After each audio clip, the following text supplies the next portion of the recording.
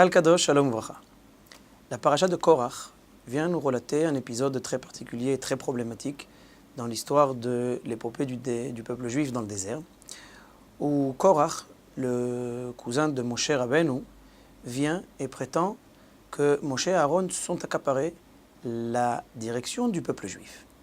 Korach, qui vient accompagné de 250 Talmidei Chachamim, 250 justes, chefs de tribunaux rabbiniques, comme le disent les Chachamim, pour justement contester le pouvoir, contester le rôle et la place que tiennent Moshe et Aaron, et demande tout simplement qu'il y ait un nouveau dirigeant, un nouveau manhig pour le peuple juif.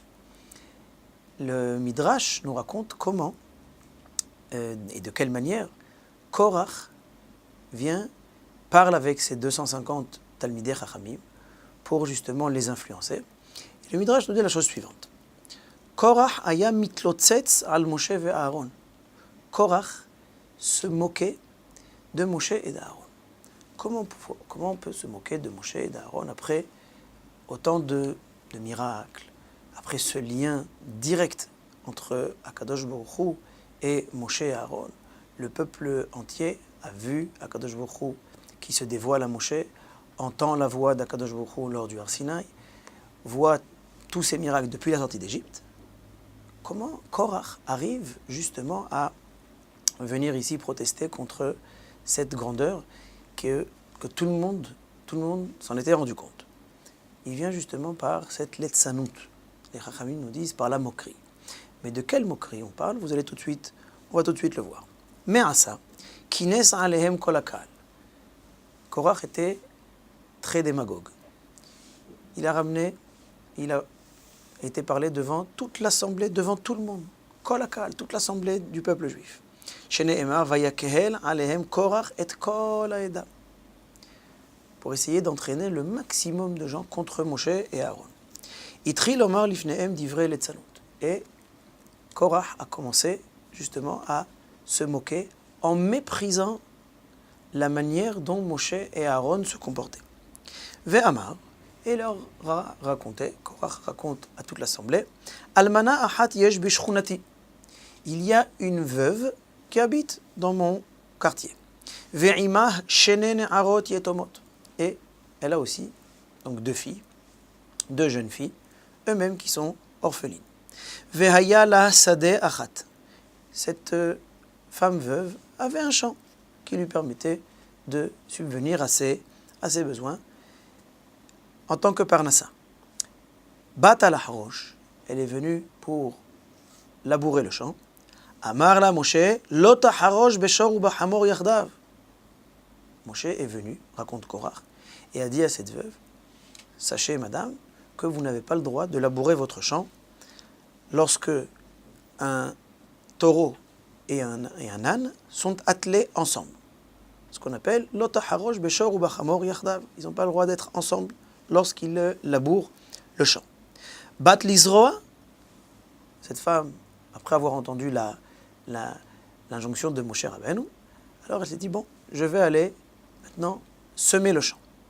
Amar la sadecha lo tizra kilaim.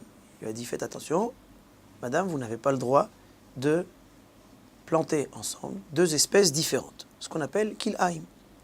Bat aliktsor vela'asot arema. Elle vient ensuite, cette veuve, pour cueillir sa récolte et en faire un monticule. Amar la leket shikha upea. Elle dit, madame, vous devez laisser le coin, vous devez laisser une partie de votre récolte pour les pauvres. Batala asot gorin. Elle est venue ensuite pour engranger sa récolte. Amar la tnili truma ou maaser rishon ou maaser sheni. Moshe Rabbeinu a dit, maintenant vous devez, madame, nous donner la trouma, la part qui revient au Kohen, le maaser rishon et le maaser sheni, cette dîme que l'on devait au Lévi. Il y a ici une sorte d'impôt que l'on doit au Kohen et au Lévi. Etzdika alea etadin venatnalo. Cette femme a dit, bon, j'ai pas le choix. Elle a accepté ce din, elle a accepté et elle a pris sur elle ce jugement, et elle lui a donné. Ma'asta ania machra et asadeh. Tellement que cette femme, nous dit le Midrash, tellement que cette veuve en avait plus que marre de toutes ces injonctions, elle s'est dit, mieux vaut vendre mon champ. Vekanta shte kevasot, et elle a acheté 2 chèvres. Kedel ilbosh migizotehem, pour justement, avec la tonte et avec la laine, pour pouvoir en faire des habits. Velianot mi perotehem, et ensuite, bien entendu, pouvoir profiter de leur lait. Kevan sheyaldu, dès que ces chèvres ont mis bas, ba Aharon ve'amar la tnili et abechorot. Aaron est venu, il dit maintenant, en tant que Kohen, tu dois me donner la mitzvah, justement, du Bechor, le premier-né. Le premier-né de la bête revient au Kohen. Shekach amar lo HaKadosh Baruch Hu, kol ha-bechor asher yivaled bivkarecha uvtzonecha ha-zachar, takdish l'Hashem Elohecha. Comme dit le pasuk, tout Bechor, tout premier-né qui va naître de ton menu bétail et de ton gros bétail, alors tu dois le sanctifier et pour le donner à Kadosh Baruch Hu par le biais du Kohen.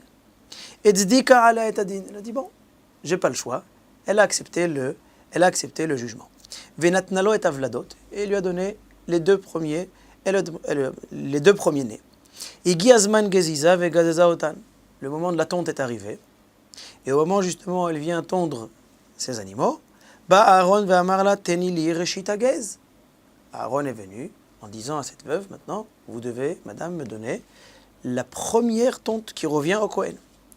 Amra, cette veuve s'est exprimée, en bikoach la'amod ba'ish hazeh. Je n'ai plus la force. Je ne peux plus supporter cet homme. Hareni shochattan ve'ochlatan. Je vais les mettre à mort, je vais les abattre et je vais pouvoir les manger. Kevan sheshechattan, du fait qu'elle leur a fait la shrita, ba Aharon ve'amar la tenili hazeroa ve'alechayim ve'akeva. Aaron, à Kohen est venu en disant maintenant, il faut me donner une partie de la bête, ce qu'on appelle le zroa, la patte, les chayaim, les joues, ve'akeva, et l'estomac. On sait que dans chaque bête qui est abattue, alors il y a certaines parties que l'on doit donner au Kohen. Amra, ahar sheshachati otan lo nutzalti miyadcha. Cette veuve s'est exprimée en disant, bien que je les ai mis à mort et que je les ai abattus, alors je n'ai pas encore été sauvé de ta main dans le sens où tu me poursuis, dit cette femme à Aaron. Hareem herem alay. Si c'est comme ça, je les donne complètement à Kadosh Baruch Hu. Herem dans le sens où je les sanctifie pour les sacrifier. Amar la im herem hen kulan sheli.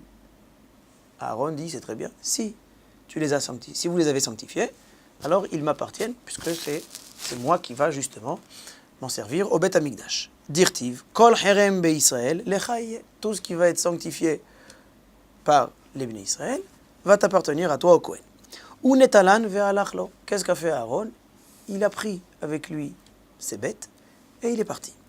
Ve'henichah bocha im shte benotea. Et il a laissé, ou plutôt délaissé, cette veuve avec ses 2 filles et ses 3 femmes malheureuses en train de pleurer. Arir kadin habizetin alufta. Maintenant c'est Korach qui s'adresse à toute l'assemblée en disant c'est comme ça qu'on s'adresse à une femme qui est pauvre, à une femme qui est veuve. Kulhen osin vetolin bakadosh baruch. Tout ce qu'ils font, ils le font pour eux et ils disent que c'est pour Akadosh Baruch. Ici les Chachamim viennent nous montrer comment Korach vient ici dénigrer toutes les mitzvot qui sont plus particulièrement liées à tous ces matenot kehuna, matenot aniyim, tous ces cadeaux, tous ces présents que l'on va offrir à Akadosh Baruch Hu, que l'on va offrir aux pauvres, de tout ce qui relève du monde matériel. En d'autres termes, Korach vient ici dénigrer, et c'est ça justement cette letzanout, cette moquerie, où Korach vient dénigrer toute notion de kedusha dans ce monde-ci. D'une manière très démagogue, avec une manière de tourner cela comme si le côté humain était complètement inexistant, comme si dans la Torah il n'y avait pas de mitzvah de chesed, d'être bon, comme si dans la Torah il n'y avait pas de mitzvah de faire la tzedaka, comme s'il n'y avait pas la mitzvah d'aimer son prochain et d'être miséricordieux envers lui. Qu'est-ce que fait Korach? Il vient présenter justement à Aaron à Kohen et Moshe Rabbeinu comme chas v'shalom, comme deux êtres cruels qui justement utilisent la Torah pour des fins personnelles. Tout ça en cachant complètement le fait que toutes ces mitzvot, ce sont des mitzvot qui viennent nous relier directement à Akadosh Baruch Hu. Au moment où une personne commence à récolter son champ et sa récolte, à partir du moment où la personne commence à avoir justement ses bêtes, commence à mettre bas, ou alors commence à donner de la laine, à ce moment-là où la personne justement, elle vient prendre une partie, pas toute la récolte, une partie de la laine, pas toute la laine, justement pour l'offrir au Kohanim et à Akadosh Baruch Hu, et pour se rattacher à Akadosh Baruch Hu, qu'est-ce que fait Korach? Korach présente toutes ces mitzvot comme si, chas v'shalom, la Torah vient ici à l'encontre de la bonté.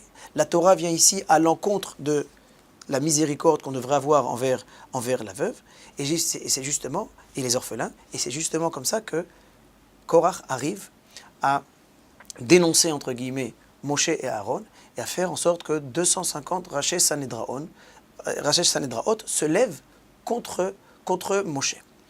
On notera que au début de la paracha, on retrouve exactement la même problématique qui s'inscrit dans la suite de la paracha de la semaine dernière.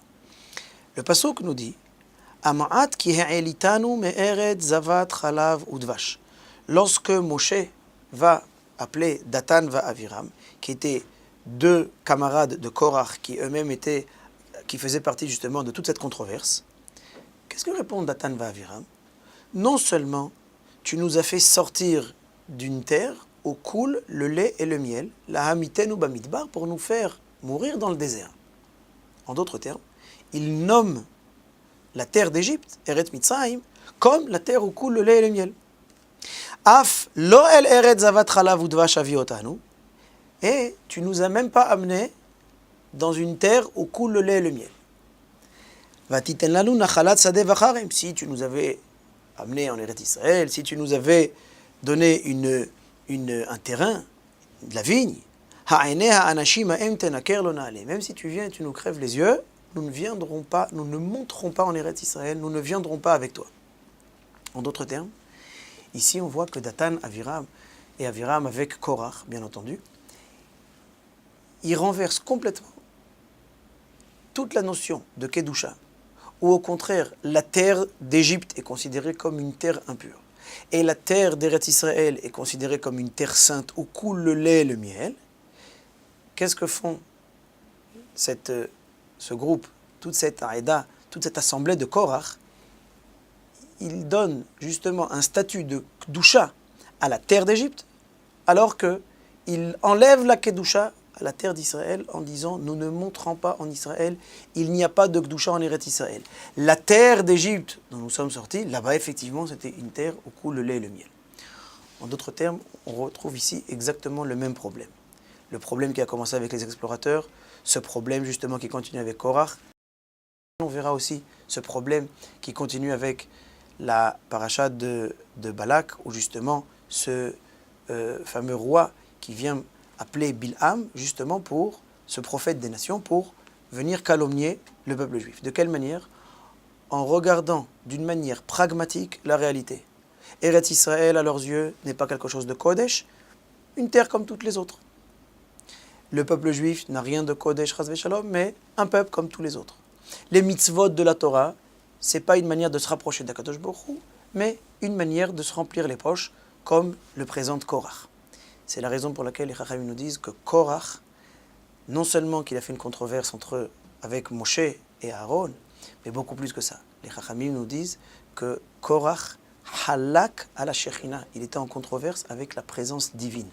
Korach ne supportait pas la présence divine sur terre. C'est la raison pour laquelle il avait cette vision pragmatique, et c'est la raison pour laquelle on voit que toute la Torah et toutes les mitzvot et toute la sainteté perdent leur valeur aux yeux de Korach, et c'est ça justement ce qui a trompé à l'époque toute cette assemblée. Le message de la paracha, c'est bien au contraire, c'est de savoir justement, avoir cette istaklout, avoir cette vision, et de savoir déceler la Kedusha qui est cachée dans le monde. Mais comment justement cette Kedusha, cette sainteté peut ressortir? Elle peut ressortir justement grâce à nos actes, grâce à notre étude, grâce aux mitzvot, et plus particulièrement à ces mitzvot qui ont été cités, plus particulièrement ces mitzvot que l'on va faire, et toutes les mitzvot qui ont été citées dans le Midrash, si on fait attention, ce sont pour la plupart des mitzvot qui sont directement liés à la Kedusha d'Eretz Israël, et qui n'existent pas en Chutz La'aretz, en dehors d'Israël, pour nous dire justement, il y a une réalité qui est sainte. De la même manière qu'il y a une réalité sainte dans ce monde-ci, le choix de Moshe et d'Aaron, qui ont été choisis par Akadosh Baruch Hu, leur choix aussi est un choix saint, est un choix où ça passe par une hiérarchie dans la Kedusha, ici quand elle arrive sur terre, et tout ça c'est bien entendu, c'est Akadosh Baruch Hu qui la décide. Shabbat Shalom Vorach.